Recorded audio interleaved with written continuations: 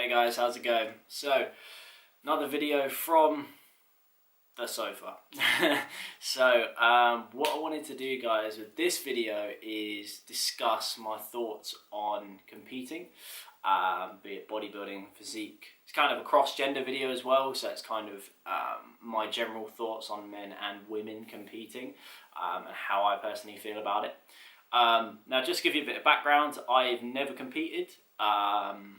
I don't have any immediate plans to or want to, for many reasons. I'll go over them in the video. But just to give you an example, kind of why I'm making the video is when I first got into training, like seriously training, I went and trained at a gym called Yorkie's down in Tooting. And I was dead set on competing in bodybuilding. I wanted to do classic bodybuilding. And I had my goal set on a show like a year after the day I decided to go ahead and set that as my goal. And you know, most nights I'd watch like posing routines and stuff like that, and I got so hyped watching them. I was like, I really want to do that. So I decided to start seeing a coach and prepping and doing everything like that, you know, eating a very strict diet, yada yada, and all of that. And it was actually just due to, I got an injury so I couldn't train, and it was also just due to financial commitments that I actually had to stop seeing that particular coach, in terms of, I then actually got quite serious with my partner in terms of we were actually looking to buy a property, so we needed really to be quite tight with our money and really dial it in, bring our expenses down. So did unfortunately have to put that on the back burner, but as I continued to train, but my mindset changed in terms of how I looked at competing, and I thought the best way to do this video would be 5 reasons why I would love to compete, and then also 5 reasons why I really don't like the idea of competing. So I thought, got some stuff written down on the phone. It's going to help me with this. I just wanted to kind of go through, you know, start with the positive and then end with the negative afterwards. So start with 5 reasons why I would like to compete. Now, reason number 1 is dedication. I have so much respect for people that compete simply from the amount of dedication they have to put into their craft, the amount of dedication they have to put into the sport. You know, it's just the fact that they are so dialed in and dedicated, that nothing can really stand in their way, and it's quite amazing to see. I've got a couple of friends that compete and friends of friends that compete, and I think it's so amazing to see the level of dedication they have to something. It's very, very inspiring, and that's quite inspiring to me in terms of actually making me want to compete, having that level of dedication. Now, reason number 2 is credibility. I personally think in terms of the fitness industry, it does give you a certain amount of extra credibility if you have competed, because you kind of know what you're talking about. And you know, I personally just think that having been on stage gives you a little bit more credibility than those that don't. That's just my personal opinion. Some people may disagree, but I just think it does give you a little bit more credibility, especially if you're talking about the aesthetic side of things in terms of training and diet and things like that. Reason number 3 is just because from what I've seen from people that compete, they get an enormous boost in confidence in terms of, you know, you can sometimes see individuals that, you know, are quite shy and reserved, but then after they, you know, come off stage, changes their life because they've now got this whole new lease of confidence, you know, and they start to do better in work, they're more social people, and generally their quality of life massively improves, just because they have a lot more confidence. And I think in life you do need confidence to actually succeed in a lot of things, and I think competing gives you that level of confidence. I think reason number 4, not for all divisions, but some divisions, gives you a lot of industry exposure. You know, if you are looking to become quite a big name in the fitness industry, I think competing in certain divisions gives you that exposure. Certainly, you know, like let's say WBFF, a lot of big names are involved in that division, so when you do compete, it is a lot more of a commercial division, in terms of it will kind of, if you do well in that show, you will be in the minds and in the eyes of quite a few big names in the industry. Certain divisions do kind of give you that industry exposure. And reason number 5 where I'd love to compete is simply the physique. I think, it is very inspiring to look at people that compete and look at their physique. And, I quite often look at that and I go, that looks amazing. Certain competitors have incredible physiques. Looking at them, I just think, that's something that one day I would like to achieve is that level of physique. Because I think having a physique like that certainly shows to the outside world how dedicated and how hard you work. I think it is a kind of a badge of honor in terms of showing how hard you work in the gym and at your diet as well. Okay, now we're coming on to the 5 reasons why I wouldn't want to compete, and these are they're kind of bigger in my mind because it's why I haven't competed, or I didn't kind of go back in after my injury got better and wanted to compete on a more regular basis, or actually go and do my first show much sooner. And it's why right now I'm really not overly enthused about the idea of competing.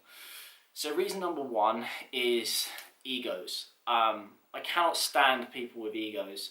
I personally think that as someone in the fitness industry, you should be humble. You should, just generally in life, I think you should be humble. You shouldn't be big-headed. You shouldn't have an ego. You shouldn't be narcissistic. But I have seen people that have started off very nice people, but then they've got into the idea of competing. They've started prepping for a show. Come peak week, they are cocky, arrogant, fucking arseholes. I'm not even going to apologise for swearing, that's just how it is. They are, and I think competing does that to you. I think, not for everyone, because I do have friends that have competed and they're just as lovely as they were before they decided to compete, but on the other hand, I have personally experienced and seen people that were quite humble, quite nice people. They've got into competing, they're in peak week, and they're cocky fucking assholes. And quite frankly, I don't understand why they walk around with a certain air of they're better than everyone, and just somehow, because they've got themselves down to a low body fat percentage and they're pretty fucking shredded, they somehow think that they are the king of the industry when they're not. And that side of things is something that I don't agree with, and I think some people, it just kind of happens to them, and I hope I wouldn't, but obviously I think anyone who competes is at risk of becoming like that, just because I think that you're around so many big personalities and so many egos that you yourself almost have to heighten yourself to stand out from the crowd. Now, reason number 2, and this is a kind of contradictory one, but it's the restriction on food. Now, I love my food. I love getting creative in the kitchen with recipes, but I think when you compete, I think it puts an extreme restriction on the foods you can eat. I think the bro diet works better for competing than if it fits your macros does. It's my personal opinion, but I think the bro diet and what you need to do to actually get stage ready in terms of a position where you want to win or you want to place, I think it puts a crazy amount of restriction on what foods you can eat, what drinks you can have, and I think that health and fitness shouldn't be about restricting yourself. I think it should be about moderation, but I do think when you do get to the point where you want to compete, it puts an extreme restriction on the foods that you have. And for me, who's a foodie, and for me who loves to get creative in the kitchen, if I decided to compete, I personally think it would put a huge restriction on how creative I could get in the kitchen, and that would just do my nut in. So reason number 3 is the end result. Now, what I mean by this is, until you get to that pro division and you start winning kind of big money for competing, I personally think the end result of a bodybuilding show isn't worth in most cases, isn't worth the amount of hard work and graft you put into getting to that point. Just because you either just get like a £5 plastic trophy, metal trophy if you're lucky, I'm not saying that that people who compete in bodybuilding shows don't then go on to get amazing sponsorships and opportunities afterwards. They do, but I'm just saying a lot of the time it can result. It's not that every single time you win a bodybuilding show you get a wicked sponsorship or you get awesome exposure. I just think that, for some people it is just that trophy, which I think for some people is what they want, and it's a huge sign of accomplishment. But for me personally, to put that much graft and that much effort and that much time and money into something just to get a pathetic little trophy, for me, it's just doesn't quite add up in terms of actually how hard you have to work for that end result. I think bodybuilding, in terms of actually the non-pro divisions, I think they, personally should kind of have a much better incentive. Obviously getting to that pro division is like the incentive in itself, but then even then when you get to the pro division, it's very much a case of, if you come first and you win the big check, great, I think that's an awesome end result. But then if you either don't win the check or you win third or fourth place, and let's say for example you win a check for $1,000, yeah, that's great, but how much money have you spent on food that's actually cost you to prep for that show?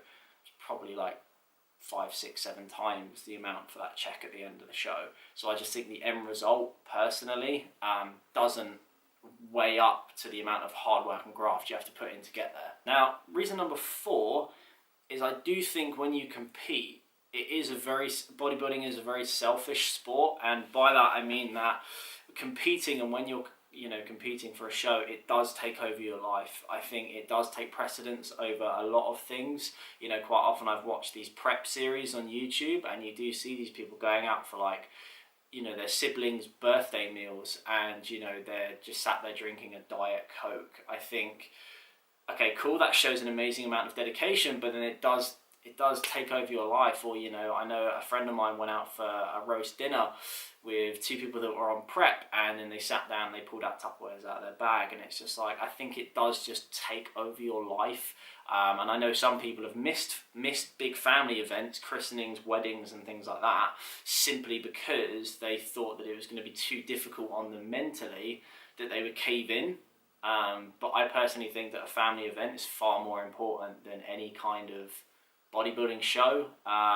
So that's why I don't think that balances out, and it does kind of take over your mind, and it makes you prioritize that show over absolutely everything. Okay, now reason number 5 is I feel the bodybuilding lifestyle, or in terms of the competitor's lifestyle, is not sustainable, simply because what's the one thing that competitors do after a show? They binge. They have like a whole cheesecake to themselves after the show, and then they go out for an enormous fucking cheat meal and spend the next couple of days bloating and putting on a shit ton of weight. That's not sustainable, and why would you promote that in terms of dialing yourself down to 3% body fat and then just binging on an inordinate amount of fucking grease, calories and sugar? It's not sustainable. Why not promote a lifestyle whereby you can enjoy treats in moderation but still see good progression in terms of your physique? I also think in terms of obviously getting yourself down to the competitor's level of body fat isn't quite healthy, just because you hear of competitors drinking water too fast after they've done a show and passing out, and in some cases getting rushed to hospital because they've dehydrated themselves to the point where they've rehydrated too quickly, and it's fucking just hit them so hard. Has happened at a couple of shows in the UK, and for me that's not sustainable, and that's not something that I would promote, just because it kind of gets you to quite an unhealthy point in your body, and you often see competitors get very, very sick a good few weeks into prep. And it's just because they're in such a caloric deficit and training so hard that they're just completely battering their metabolism, their immune system. And I personally don't think that's something that should be promoted. Also, in terms of sustainability, I think in most divisions there is a natural ceiling. And by that I mean that you're going to get to a point where if you want to go any further in that industry, you've got to start juicing, you've got to start using steroids. If you want to step on the Olympia stage, I think it's a must. You have to. And for most pro divisions, if you want to place or win, I think most divisions you've got to start juicing. You've got to start taking steroids. I'm going to do a whole separate video on what I think of steroids. I'm not like, oh no, you shouldn't take steroids, or you're a cheater. No, fuck that. Like, if you take juice, you're still going to work really, really hard. But the point I'm trying to say is taking steroids isn't healthy, and that's the bottom line. Taking steroids isn't something that is sustainable. You hear all these stories of guys, heart valves and arteries just fucking exploding because of steroids they've taken, or having rapid mood swings because of steroids they're taking, getting bacony, their balls shriveling, all these unnatural side effects simply to get a physique. But it's not their fault. It is because they're the ones taking it, but in terms of actually they're doing it because they've hit that natural ceiling and they want to progress in that industry. But the industry itself is forcing you to take that stuff because they've put in a natural ceiling, and unfortunately that's something that has to be addressed in the competitors industry. Don't think it ever will, because it's such a high money making industry, but it does put people in a position where they feel they have to take that stuff to actually get where they want to. So that's the thing, you know, I don't think that the competitor's lifestyle is sustainable, whereas I think health and fitness and training should be something that you do for your whole life, and it shouldn't cause you any harm. So that's kind of how I feel with regards to sustainability. On a little side note as well, if I had like a sixth reason, probably just say politics. I think that a lot of federations now, I'm not sure how it is in the States, but I'm probably sure it's the same, or around the world. Certainly in the UK, there's a lot of divisions that are very political. By that I mean you have to tag the right people on Instagram, you have to pose with the right posing coach, you have to do your pre-show photo shoot with the right photographer, you know, and you have to have the right kind of prep coach. If you do all the right things and tick all the boxes, you're probably going to do quite well in the show. Just because you don't tag the right people, pose with the right people, you still work just as fucking hard, you're probably not going to do as well. And I think politics is becoming very rife in bodybuilding and in competing, which I personally think is bullshit, because the sport is subjective enough as it is. It's a sport based on opinion. You know, in terms of, you know, you could work just as hard as the person next to you, but just because they've posed with the right person and tagged the right person on Instagram, they're going to do better than you, which I think is fucking bollocks. But that's just like side note number 6. I think certain divisions are getting quite political. But that's my waffle over, guys. That's kind of my thoughts and feelings on competing. Agree, disagree, pop me a comment down below. You're welcome to call me a clueless fucking arsehole. You disagree with me completely, or you're welcome to give me a thumbs up and say, yeah, well done, good video, I agree. Either way, let me know, drop me a comment down below. It'd be awesome to hear your guys' opinions. And as always, take care, and I'll see you guys in